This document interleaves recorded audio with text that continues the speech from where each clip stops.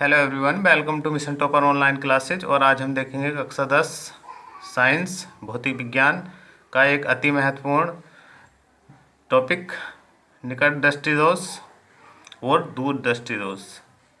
यहाँ से क्वेश्चन पूछा ही जाता है और लगभग हर साल यहाँ से निकट दृष्टिदोष और दूर दृष्टिदोष में से पूछ लिया जाता है।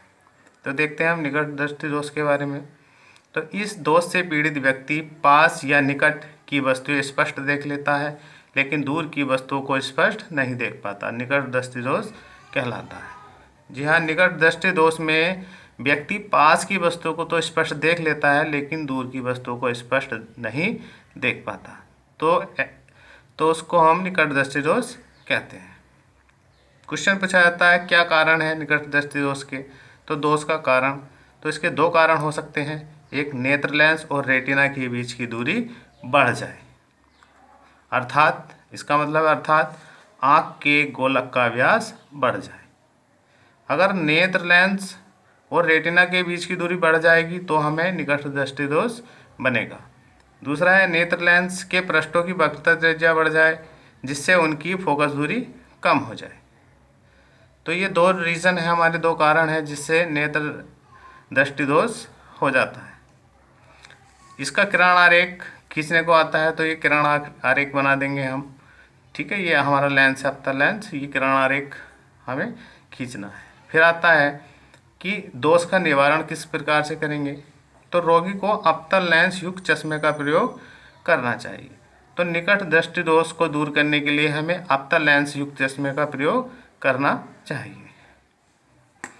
अगला देखते हैं हम, दूर दृष्टि दोष। तो इस दोष से पीड़ित व्यक्ति दूर की वस्तुओं को स्पष्ट देख लेता है, लेकिन पास या निकट की वस्तुओं को स्पष्ट नहीं देख पाता। तो दूर दृष्टि दोष कहलाता है।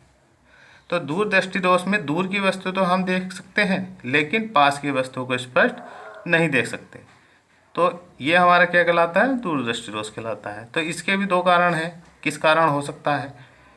तो इसका पहला कारण है, नेत्र लेंस और रेटिना के बीच की दूरी कम हो जाए। निकट में क्या है, इन दोनों के बीच की दूरी बढ़ रही थी, यहाँ पे क्या है, कम हो रही है, अर्थात आँख के गोलक का व्यास कम हो जाता है। दूसरा, नेत्र लेंस की फोकस दूरी अधिक हो जाए। दूसरे में क्या है, नेत्र लेंस की फोकस दूरी अधिक हो जाए।